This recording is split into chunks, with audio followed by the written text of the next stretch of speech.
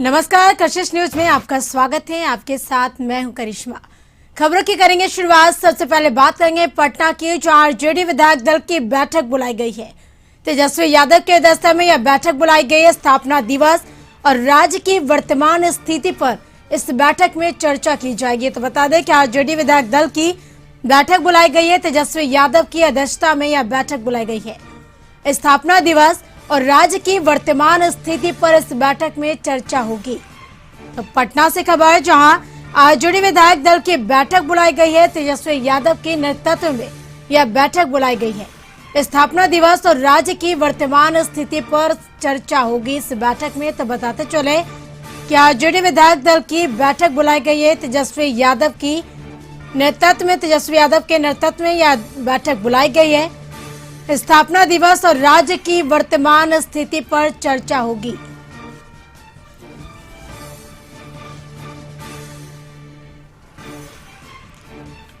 तब पटना से खबर, जो आरजेडी विधायक दल की बैठक बुलाई गई है। तेजस्वी यादव की अध्यक्षता में यह बैठक बुलाई गई है। स्थापना दिवस और राज्य की वर्तमान स्थिति पर चर्चा होगी। तो तेजस्वी यादव के नेतृत्व में आरजेडी विधायक दल की बैठक बुलाई गई है। स्थापना दिवस और राज्य की वर्तमान स्थिति को लेकर इस बैठक में चर्चा होगी। अधिक जानकारी के लिए पटना से हमारे संवाददाता मरगूब आलम जुड़ चुके हैं हमारे साथ। पे मरगूब, तेजस्वी यादव के नेतृत्व में आरजेडी विधायक दल की बैठक बुलाई गई है। कौन कौन लोग इस बैठक में शामिल होंगे और क्या कुछ अहम चर्चाएं इस बैठक में? देखिए, लालू आवास पर यह बैठक निर्धारित की गई है। 4 बजे दिन में बैठक होगी। बैठक की अध्यक्षता कह सकते हैं कि नेता विरोधी दल तेजस्वी प्रसाद यादव करेंगे। इस बैठक में सभी कह सकते हैं कि विधान परिषद के सदस्य, बिहार विधानसभा के सदस्य को बुलाया गया है। सभी प्रवक्ताओं को बुलाया गया है।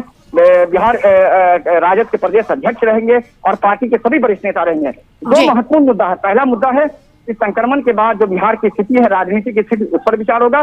दूसरा, स्थापना दिवस जो राजद का है उसको लेकर के बहस होगी। लेकिन जो मेन मुद्दा है वो बिहार की वर्तमान जो राजनीतिक हालात है उसको लेकर के चर्चा होगी।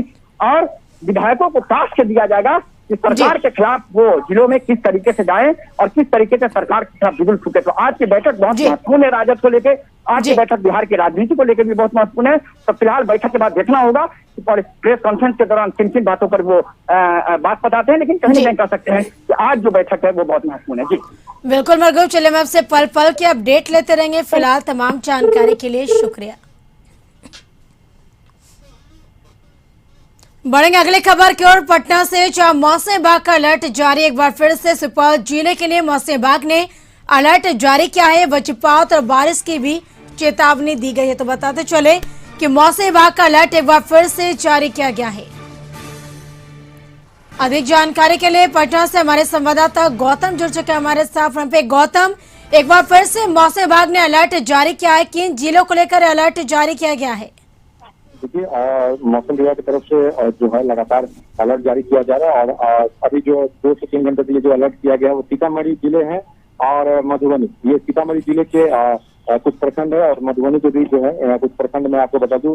सीतामढ़ी के जो प्रखंड है जहाँ पे अलर्ट जारी किया गया है, बरगेनिया, बाजपट्टी, बजनाथा, साथ ही साथ जो है जी चौरौठ, डुमराव, मनेरगंज, नानपुर, तिरहार, परसौनी, पिपरी, रीगा, रूनीतपुर, संदरसा, सुरसंड प्रखंड में ये अलर्ट किया गया जो सीतामढ़ी में पड़ते हैं। मधुबनी जिला में जो है मधुबन सदर, खजौली, कलुआही, जयनगर, बोसापट्टी, बिस्ती, हरलाटी, मातापुर, माधव, फतेहपुर को लेकर जो है ये अलर्ट जारी किया। देखिए, मौसम विभाग की तरफ से जो है सुबह से ये अलर्ट लगातार जारी किया जा रहा है। जिन जिन जगहों पर जो पूर्वानुमान हो रहा है कि इन जगहों पर जो है बारिश होने वाली है और सबसे खतरनाक वज्रपात की जो स्थिति है उसको लेकर जो है ये ज्यादा मौसम विभाग की तरफ से पहले अलर्ट जारी करके चिंता जारी की जा रही है।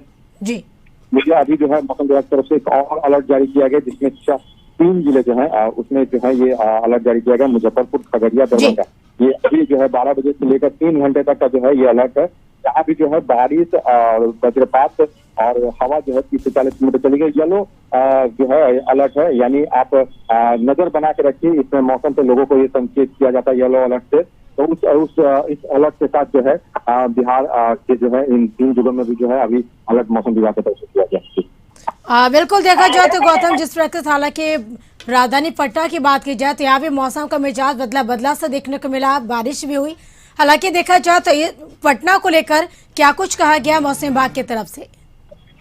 आज पटना का मौसम अभी तक साफ है, धूप भी निकली थी, मगर सुबह में जो स्थिति थी वो बारिश की थी, अलर्ट था, मगर उस तरह से पटना में बारिश नहीं हुआ। हाँ, 2 दिन पहले जो बारिश पटना में हुई उसको लेकर पटना के लोग थोड़े से डरे हुए स्थिति। इलाके कुछ इलाके जलमग्न जो हुए हैं वो अभी भी जो निचले इलाके हैं जहाँ पर पानी नहीं निकला, पटना के गर्दनीबाग का इलाका हो, कंकड़बाग का कुछ इलाका हो, अनिसाबाद और जो भाजपा के शास्त्री नगर, ये तमाम और जगदीश और दानापुर के जो इलाके हैं वहाँ पे जो निचले इलाके जो आते हैं उन जगहों पर जो है ये स्थिति अभी भी बनी हुई है कि पानी अभी तक नहीं निकला हुआ है और पानी से होती है तो इस स्थिति में जो है जल जमाव की स्थिति से वहाँ के जो लोग परेशान है उन्हें और ज्यादा परेशान करना पड़ेगा। बिल्कुल गौतम, आप बने रहे हमारे साथ, अगले खबर पे भी हम आपसे जानकारी लेंगे। बढ़ेंगे अगली खबर की ओर। खबर पटना से, जहां टीकाकरण को लेकर स्वास्थ्य मंत्री मंगल पांडे ने बयान दिया है। टीकाकरण कार्य सुचारू रूप से चलाने के लिए सरकार प्रयासरत है। दिसंबर माह तक बिहार में वैक्सीनेशन करने का पूरा प्लान बन गया है। राज्य में वैक्सीनेशन की कमी नहीं होगी। स्वास्थ्य मंत्री मंगल पांडे ने ये तमाम बातें कही। अधिक जानकारी के लिए हमारे साथ पटना से हमारे संवाददाता गौतम जुड़े हमारे साथ। वहां पे गौतम, टीकाकरण कार्य को लेकर क्या कुछ बयान है स्वास्थ्य मंत्री मंगल पांडे का?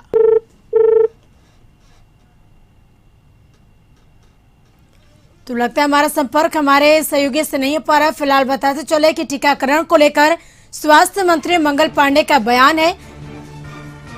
वही स्वास्थ्य मंत्री मंगल पांडे ने बयान दिया है टीकाकरण कार्य को लेकर कि टीकाकरण कार्य सुचारू रूप से चलाने के लिए सरकार प्रयासरत है और दिसंबर तक बिहार में वैक्सीनेशन करने का पूरा प्लान बन गया है।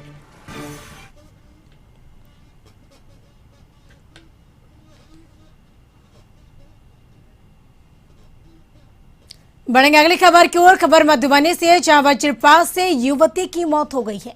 युवती की मां गंभीर रूप से घायल हो गई है। झंझारपुर अनुमंडल अस्पताल में भर्ती कराया गया है। रुद्रपुर थाना के गंदरवाइन गांव की घटना बताई जा रही है। तो मधुबनी से खबर, जहां वज्रपात से युवती की मौत हो गई है। युवती की मां गंभीर रूप से घायल हो गई है। झंझारपुर अनुमंडल अस्पताल में भर्ती कराया गया है। रुद्रपुर थाना के गंदरवाइन गांव की घटना बताई जा रही है। अधिक जानकारी के लिए मधुबनी से हमारे सहयोगी गौरव जुड़ चुका है हमारे साथ फोन लाइन पे। गौरव, युवती की मौत हो गई है, मौत की वजह क्या है, क्या है जानकारी? जी करिश्मा, रुद्रपुर थाना क्षेत्र का एरिया पड़ता है गधराइन गांव में सुबह जो है वज्रपात की घटना हुई है। मां और बेटी दोनों एक ही जगह पर थी, जिसमें वज्रपात की वजह से पुत्री की मौत हो गई और मां गंभीर रूप से घायल हो गई। ग्रामीणों और परिवार के लोगों ने मिलकर उसे झंझारपुर अनुमंडल अस्पताल में भर्ती कराया गया, जहां गंभीर रूप से घायल बच्ची की मां की इलाज जारी है। वहीं पुलिस सबको अपने कब्जे में लेकर के पोस्टमार्टम के लिए सदर अस्पताल भेजने की तैयारी कर रही है। जी करिश्मा। बिल्कुल गौरव, चलिए तमाम जानकारी के लिए शुक्रिया।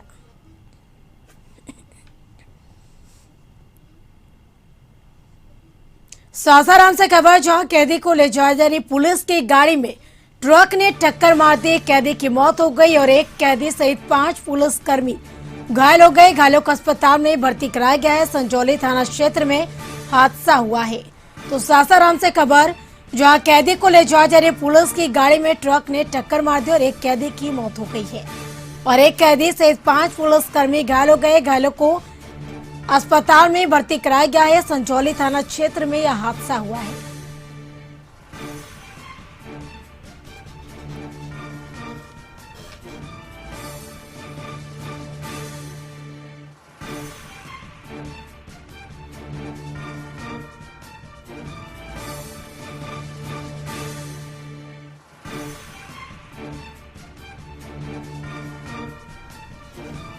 तो खबर सासाराम से, जहां कैदी को ले जाई जा रही पुलिस की गाड़ी में ट्रक ने टक्कर मार दी और एक कैदी की मौत हो गई। एक कैदी सहित 5 पुलिसकर्मी घायल हो गए। सभी घायलों को अस्पताल में भर्ती कराया गया है। संजौली थाना क्षेत्र में यह हादसा हुआ है।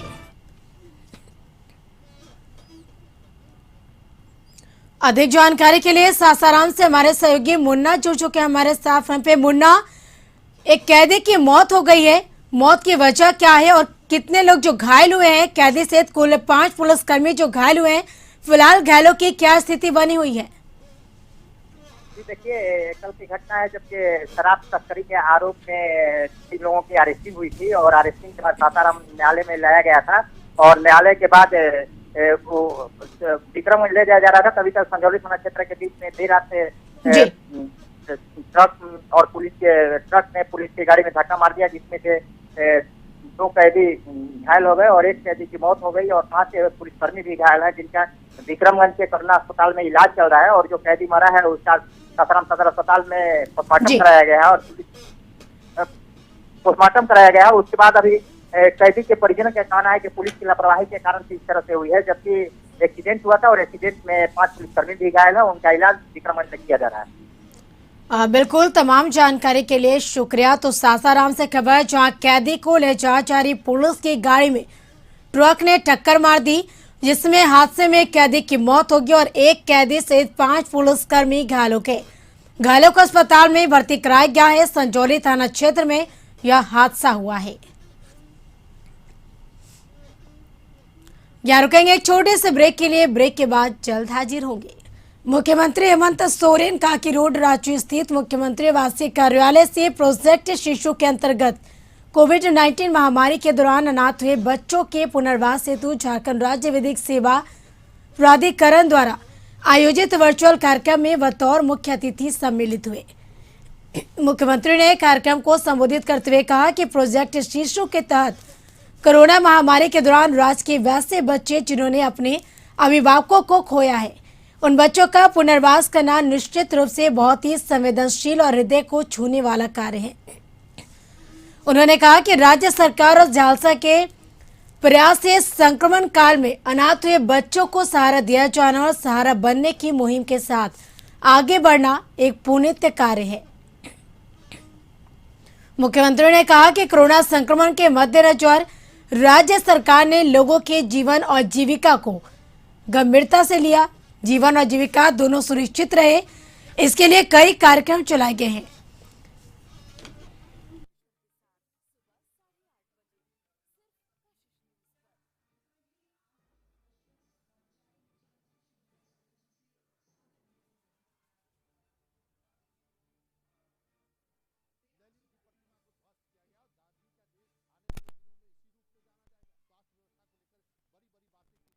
को सहारा देने के लिए, उनका सहारा बनने के लिए एक मुहिम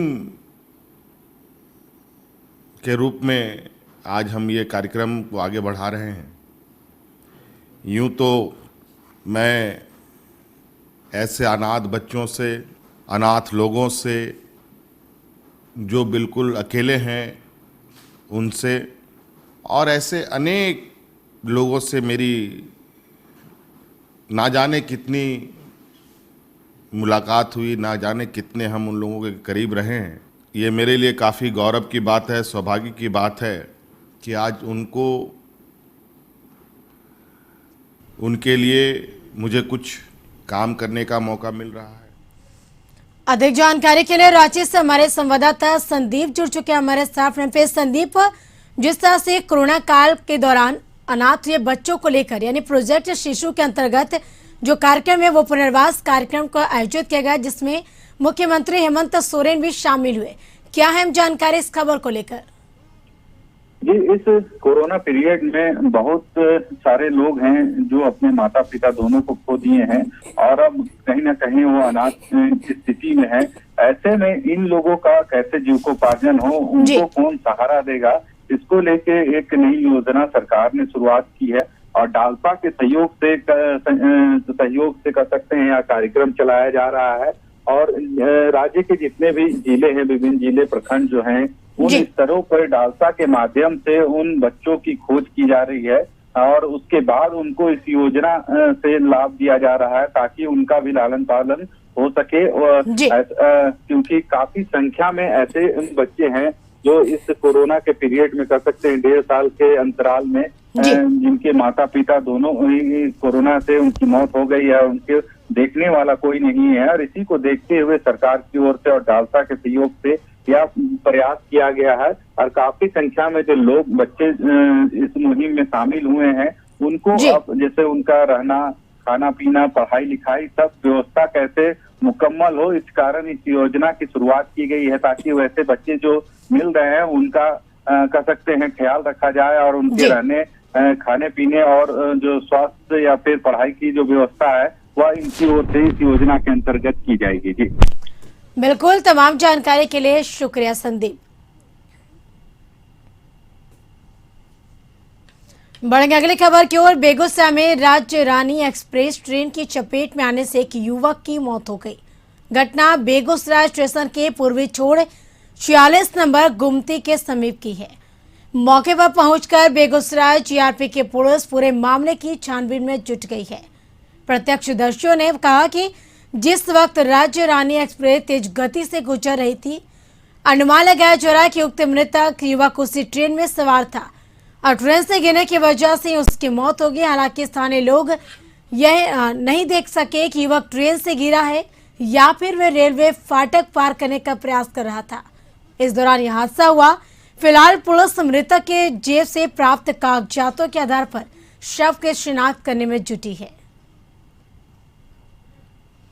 खबर मोतिहारी से, जहां नाइट कर्फ्यू के दौरान बताते चले कि बावजूद भी ऑर्केस्ट्रा में झूमते लोगों पर कार्रवाई करना पुलिस को इस कदर महंगा पड़ा कि पुलिस को खदेड़ कर लोगों ने भगा दिया।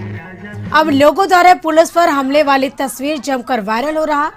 बता दें कि यह घटना जिले के चकिया नगर पंचायत के वार्ड नंबर 1 की बताई जा रही है, जहां बीती रात रमेश दास के यहां जन्मोत्सव समारोह का आयोजन किया गया था, जिसमें तेज ध्वनि में बज रहे डीजे को और नर्तकियों के डांस को पुलिस बंद कराने गई थी। जहां पुलिस को देख भगा, या बता दें कि भागने के बजाय उल्टे लोग पुलिस के प्रति आक्रोशित हो गए। तो बताते चले कि और देखते ही देखते यह मामला बढ़ गया और पुलिस पर स्थानीय लोगों ने हमला बोल दिया। लोग पुलिस और उनकी गाड़ी के ऊपर कुर्सियां चुराकर खदेड़ने लगे। वह उपद्रवियों के आक्रोश को देख पुलिस को वापस लौटना पड़ा। अधिक जानकारी के लिए मोतिहारी से हमारे सहयोगी अमित जुड़ चुके हैं हमारे साथ। अमित, एक तरफ नाइट कर्फ्यू का जमकर उल्लंघन हो रहा, ऑर्केस्ट्रा के साथ डांस का भी आयोजन किया गया, लेकिन दूसरी तरफ पुलिस पर भी हमला किया गया है। क्या है जानकारी इस खबर को लेकर? ये बता दो कि जो वीडियो वायरल हो रही है, ये वीडियो इस जिले के चकिया थाना क्षेत्र की बताई जा रही है, जहाँ के वार्ड नंबर 1 में, नगर पंचायत क्षेत्र के वार्ड नंबर 1 में कल देर रात्रि एक जन्मोत्सव के दरमियान ऑर्केस्ट्रा का आयोजन किया गया था, जिसमें नर्तकियों द्वारा नृत्य किया जा रहा था। और इसकी सूचना जब पुलिस को मिली तो स्थानीय पुलिस मौके पर पहुंची और ऑर्केस्ट्रा के संचालन को बंद कराने का प्रयास की, जिसको लेकर लोग आक्रोशित हो गए और आक्रोश इतना बढ़ा कि लोग पुलिस पर ही अपना आक्रोश दिखाने लगे। लोगों ने पुलिस को खदेड़ना शुरू किया। जब पुलिस उसका विरोध की तो लोग कुर्सियां चलाने लगे पुलिस से, और परिस्थिति देखकर पुलिस को पैरन लौटना पड़ा। हालांकि इस मामले में अभी तक पुलिस कोई कार्रवाई नहीं हुई है, लेकिन इन सबके बीच हमारा चैनल इसकी पुष्टि नहीं करता है कि हकीकत क्या है। लेकिन जो स्थिति बनी हुई है कोरोना को लेकर, जो नाइट कर्फ्यू लगाया गया है, बावजूद इसके लोग बेधड़क कानून का उल्लंघन कर रहे हैं। आज दिन भर देखा जा रहा है कि दिन में लोग मास्क नहीं लगाते हैं और रात में भीड़ इकट्ठा करते हैं। तो आने वाला जो समय है, जो तीसरा वेरिएंट आने वाला है, ये काफी खतरनाक हो सकता है। अमित, क्या प्रशासन की तरफ से कोई कार्रवाई नहीं की गई? क्योंकि जिस तरह से नाइट कर्फ्यू का जमकर उल्लंघन हो रहा, एक तो सोशल डिस्टेंसिंग मेंटेन नहीं है, ना कोई मास्क लगा है, ना कोई कुछ लगा है, तो कहीं ना कहीं कोरोना अभी खत्म नहीं हो, ये लोगों को समझना होगा। जी बिल्कुल, अभी तक प्रशासन इस मामले में अभी कोई कार्रवाई नहीं की है, लेकिन देखने वाली बात होगी कि प्रशासन कार्रवाई क्या करती है और लोग का इससे भय कैसे खत्म हो रहा है, इस पर क्या कार्रवाई होगी। लोग को, सरकार को जागरूक भी करना होगा एक बार फिर से, नहीं तो महामारी फिर एक अपना रूप धारण कर सकती है। बिल्कुल, तमाम जानकारी के लिए शुक्रिया अमित। मानसून के दस्तक के साथ ही लगातार बारिश होने की वजह से गंगा नदी के जलस्तर में वृद्धि होने से बाढ़ की आशंका जताई जा रही है। लगातार बारिश होने से कटिहार के काड़ा गोला गंगा नदी में करीब 3.5 फीट पानी की बढ़ोतरी देखी जा सकती है। लगातार जलस्तर में बढ़ोतरी के कारण इन दिनों बाढ़ की आशंका बढ़ गई है। वहीं गौरतलब है कि बरारी प्रखंड के कोसी, बरंडी और गंगा नदी में हर साल ऐसी स्थिति देखी जाती है, परंतु इस वर्ष समय से पहले अत्यधिक वर्षा होने से लोग हताहत हैं। गंगा नदी में पानी बढ़ने से किसानों को भी काफी नुकसान का सामना उठाना पड़ा और निचले इलाकों में लगे सब्जियों की खेती पूर्ण रूप से चौपट हो गई है, जबकि गंगा नदी के किनारे लगे सैकड़ों एकड़ जमीन में परवल, तरबूज, खीरा आदि की फसलें पूर्ण रूप से डूब गई है। प्रखंड के लगभग आधा दर्जन से भी ज्यादा पंचायतें कटाव प्रभावित है। हजारों की संख्या में आबादी बाढ़ से प्रभावित होते हैं और गंगा नदी के जलस्तर में लगातार वृद्धि होने से लोगों को अभी से ही चिंता सताने लगी है।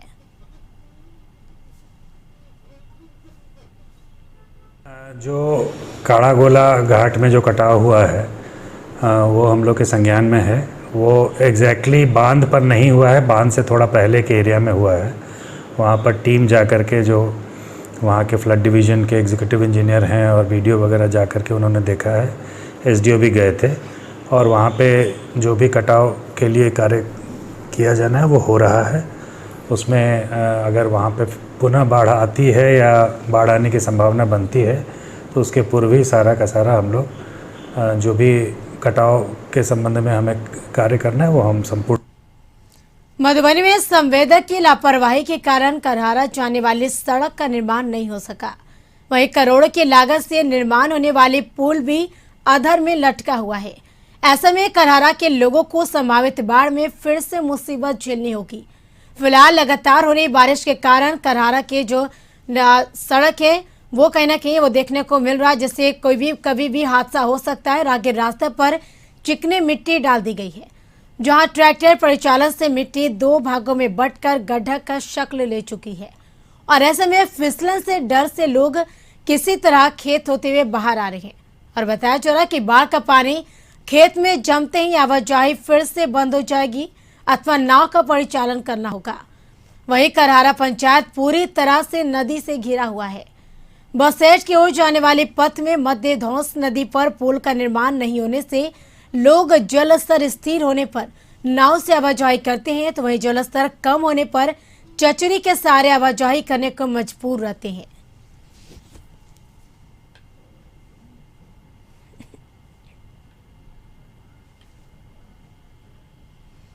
अधिक जानकारी के लिए मधुबनी से हमारे सहयोगी गौरव जुड़ चुके हैं हमारे साथ फोन पे। गौरव, जिस तरह की तस्वीरें हम देख पा रहे हैं कि लगातार होने बारिश से सड़क के जो हालात है वो काफी जर्जर देखने को मिले, यानी कभी भी कोई भी बड़ा हादसा हो सकता है। ऐसे में सड़क का अब तक निर्माण नहीं हो सका, कि पूरा मामला क्या है, क्या वजह रही? जी करिश्मा, ये बिल्कुल सही आपने कहा है कि किसी भी वक्त जो है इस स्थान पर घटना हो सकती है। इसमें संवेदक और अधिकारियों की लापरवाही साफ झलक रही है। बीते कई सालों से जो है सो इस करहारा गांव के लोग काफी परेशानी में जो है सो जीवन जी रहे हैं और करोड़ों की लागत से बनने वाली जो सड़क है उसका निर्माण पूरा कार्य नहीं होने से जो है सो मिट्टी कीचड़ सनित हो गया और सड़क से पूरा कीचड़ फैला हुआ है। कई बार तो ऐसा देखा गया है कि बाइक सवार और साइकिल सवार उस सड़क पर गिर करके घायल होकर के अस्पताल तक पहुंच चुके हैं। इसको लेकर के ग्रामीणों में काफी जो है सो क्षोभ व्याप्त है और बाढ़ की आशंका को लेकर के ग्रामीण चिंतित है। जो बाढ़ का जो पानी बढ़ रहा है धौंस नदी में, उसको लेकर के गांव में कटाव का भी आलम शुरू हो गया है। इन सभी बातों ने गांव के ग्रामीणों की चिंता बढ़ा दी है और अधिकारी हालांकि इस पर तो कोई ठोस व्यवस्था नहीं की है, जिस कारण यह स्थिति उत्पन्न हुई है। वहीं ठेकेदार की लापरवाही साफ उजागर हो रही है। इसमें लोगों का कहना है कि ठेकेदार पर कार्रवाई होनी चाहिए। आखिर इतनी राशि से लागत और निर्माण होने वाली जो सड़क है उसकी निर्माण बिल्कुल हर साल लगातार जब बारिश होती है तो इस तरह के हालात देखने को मिलते हैं। क्या इस क्योंकि अब तक ना पुल का निर्माण हो सका है और लगातार बारिश की वजह से अगर बारिश नहीं भी होती है तो लोगों को चचरी पुल का भी सहारा लेना पड़ता है, तो ऐसे में क्या लगता है, क्या जनप्रतिनिधि है या विधायक है या फिर जो प्रशासन या अधिकारी, क्या इनके तरफ से कोई ध्यान नहीं दिया जा रहा है इस सड़क को लेकर? देखिए करिश्मा, जो जनता की समस्याएं हैं, जो करहारा गांव के लोग मुसीबत झेलते आ रहे हैं, तकरीबन कई वर्षों से उसको लेकर के जनप्रतिनिधि और प्रशासन के अधिकारी कटघरे में हैं, क्योंकि बिल्कुल। इन लोगों ने गांव के लोगों को केवल कोरा आश्वासन ही दिया, लेकिन समस्या समाधान आज तक नहीं हुआ, जिस कारण चक्री पुल जो है बाढ़ के कटाव में बह जाती है और उसके बाद नाव ही इन लोगों के जीवन यापन और लाइफ लाइन बन के सामने आता है, वह भी निजी नाव। सरकारी नाव सिर्फ कहने की बात होती है। जी करिश्मा। बिल्कुल, एक तरह से कागजातों पर ही देखते, लेकिन धरातल पर उतरता नहीं दिख रहा है। फिलहाल तमाम जानकारी के लिए शुक्रिया। कोरोना महामारी की दूसरी लहर के कारण हो गए लॉकडाउन की वजह से सबसे ज्यादा न्यायिक कार्य से जुड़े अधिवक्ताओं को परेशानियों का सामना करना पड़ा। अब लोगों को न्याय दिलाने के लिए हर तरह का संघर्ष करने वाले अधिवक्ताओं का मनोबल अब टूट रहा है। अधिवक्ताओं का एक वर्ग कोरोना की मार से उबर नहीं पाया और उनकी ढीली होती हुई जेब ने उन्हें वकालत के पेशे से मुंह भंग कर दिया है। कोरोना के प्रकोप ने सभी वर्गों और हर तरह के काम करने वालों को काफी प्रभावित किया है और कोरोना के कारण लगे लॉकडाउन ने कई लोगों का रोजगार भी छीन लिया। अधिवक्ता वर्ग भी कोरोना के दुष्प्रभाव से अछूता नहीं। स्टेट बार काउंसिल के सदस्य संजय विद्रोही की माने तो इस कोरोना काल में अधिवक्ताओं की स्थिति काफी खराब हो गई है। अदालत ने भी वेब काउंटर जैसी सुविधा बंद होने के कारण अधिवक्ताओं को सेटिस्फाई कॉपी नहीं मिल पा रही है। अदालत में न्यायिक कार्य वर्चुअल कोर्ट से चल रहा, लेकिन अधिवक्ताओं को किसी न किसी रूप में अदालत पहुंचना पड़ रहा है, जिसके कारण अधिवक्ताओं को दोहरी मार पड़ रही है। दूसरी तरफ क्लाइंट्स अधिवक्ताओं के काम के प्रति संतुष्टि नहीं हो पा रहा है। के बाद से जो एक बार एसओपी के माध्यम से फिजिकल कोर्ट चालू की गई थी, पुनः सेकेंड फेज के बाद जो बंद हुई है वो अभी भी फिजिकल कोर्ट बंद है। अभी वर्चुअल कोर्ट चल रही है। वर्चुअल कोर्ट में सब काम ऑनलाइन होना रहता है, लेकिन अधिवक्ताओं को काफ़ी दिक्कत वर्चुअल कोर्ट में हो रही है और जो पहले भी प्रॉब्लम थी वही प्रॉब्लम अभी भी है, लेकिन ज़्यादा प्रॉब्लम अभी ये है कि एक जो रांची व्यवहार न्यायालय में 40 कोर्ट बिल्डिंग बनने के बाद वेब काउंटर जो बंद किया गया, जहां से आदेश की कॉपी अधिवक्ताओं को मिल जाती थी 3 रुपये का एक स्लिप कटवाने के बाद। इसी के साथ इस बुलेटिन में फिलहाल इतना ही। आप बने रहे कशिश न्यूज के साथ। नमस्कार।